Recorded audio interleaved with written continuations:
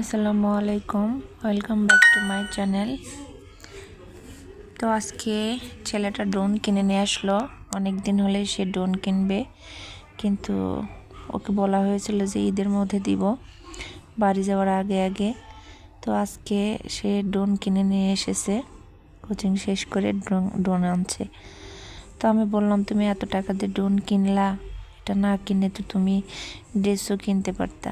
এটা বাসায় নিয়ে যাবে, নিয়ে যাওয়ার পরে কোথায় না কোথায় উড়াবে, উড়াতে গিয়ে দেখা যাবে যে গাছের সাথে বা কোথাও না বেজে গিয়ে নষ্ট হয়ে গেল। তো ছেলেটা বুঝলো না, কিনবে।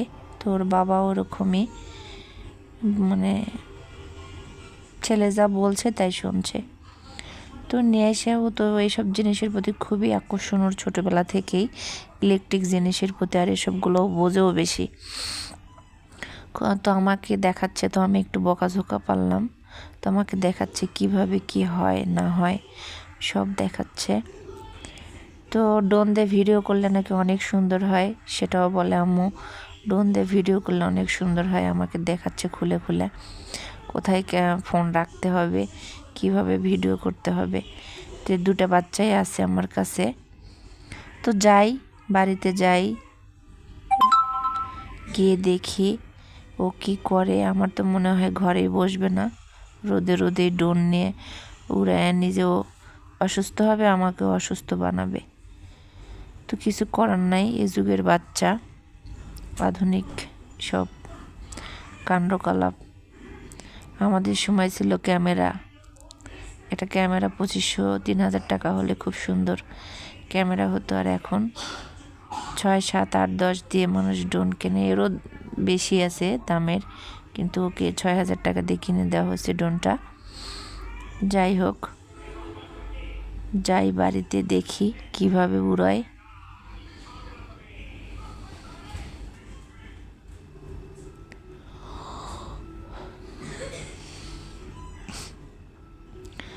অনেক পণ্ডিতি করতেছে, বলতেছে এই না ওই। তো রোজা থেকে বাচ্চাদের এসবগুলো আসলে এক এক সময় এক এক রকমের বায়না। এর আগে একটা স্মার্ট ওয়াচ চাইলো, তাকে কিনে দেওয়া হয়েছে। কিনে আনার পর মনে হয় 3 দিনও স্মার্ট ওয়াচটা পরে নাই, রেখে দিছে এখানে সেখানে পড়ে আছে। এই ড্রোনটা কিনে নিয়ে এরকম ওস্তাদি করতেছে, দেখা যাবে 2-4 দিন পর এটাও এখানে ওখানে ফেলে দিয়ে রাখবে। যদিও নষ্ট করে না কোনো জিনিস, জাস্ট ও এক্সপেরিমেন্ট চালায় যে কার মধ্যে কী আছে, কী দিয়ে কী করা যাবে। ফাংশনগুলো সব ভালোভাবে বোঝে, তবে বাচ্চা কোনো জিনিসই নষ্ট করে না।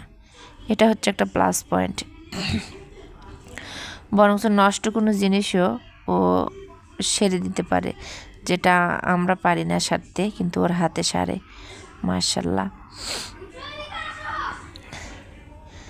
তো সবাই দোয়া করবেন বাচ্চা দুইটার জন্য। নিজের শরীর তো ভালো থাকে না, প্রায় সময় খারাপ থাকে। এখনও শরীরটা খারাপ, ঠান্ডা কাশি, বিভিন্ন অসুখে অসুস্থ হয়ে আছি। তো ওরা যেন সুস্থ থাকে, সুন্দর থাকে, ওদের শৈশব কাল এখন ওদের এইগুলা দিতেই হবে, কিছু করার নাই। যেহেতু ঢাকাতে একটা ফ্ল্যাটের মধ্যে তাদের বসবাস, গ্রামে হলে মাঠে ঘাটে ঘুরে বেড়াতো, বিভিন্ন মানুষের সাথে মিশতো। ঢাকাতে তো আর তা পারে না, ফোন টিভি এইগুলো নিয়ে চলে সারাদিন। পড়ার কতটুকু পড়ে, আর স্কুল খোলা থাকলে একটু সময় পায় না, এইটাই। সারাদিন স্কুলে থাকে, শুক্র শনিবারে কোচিং থাকে। স্কুল যেহেতু এখন বন্ধ, ছুটির সময়, বাচ্চাটার রোজাটাও করতেছে না। প্রথম একটা করেছে, প্রতিদিনই করতে চাই, আমি দেই না, কারণ ওকে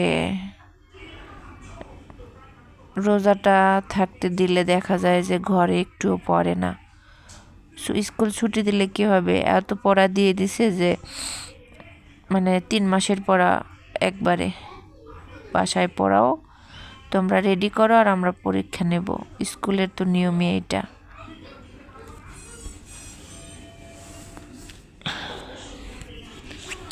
ক্লাস 2 এর বাচ্চার গ্রামার ধরায় ফেলছে। এত ছোট বাচ্চা গ্রামার বোঝে? আমরা ক্লাস 5-এ গিয়েই গ্রামার পড়ি নাই আমাদের সময়, আর এখন ক্লাস 1-এর বাচ্চা গ্রামার পড়ে। তো কি আর করা, যুগের সাথে তাল মিলিয়ে চলতে হবে। এখন তার সব কিছু দেখানো শেষ, প্যাকেজ করতেছে, এখন প্যাকেট করে রেখে দিক, যাওয়ার সময় নিয়ে যাব ইনশাল্লাহ। আল্লাহ যদি সব কিছু ভালো রাখে, ঠিকঠাক মতো যদি আল্লাহ পৌঁছায় বাড়িতে, তাহলে দেখবো আমিও একটু ড্রোন দিয়ে ভিডিও করে দেখবো কেমন হয়।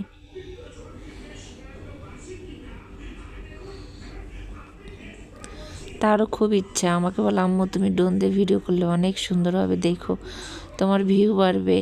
আমাকে কত রকমের প্রলোভন দেখায়, তার শেষ নেই।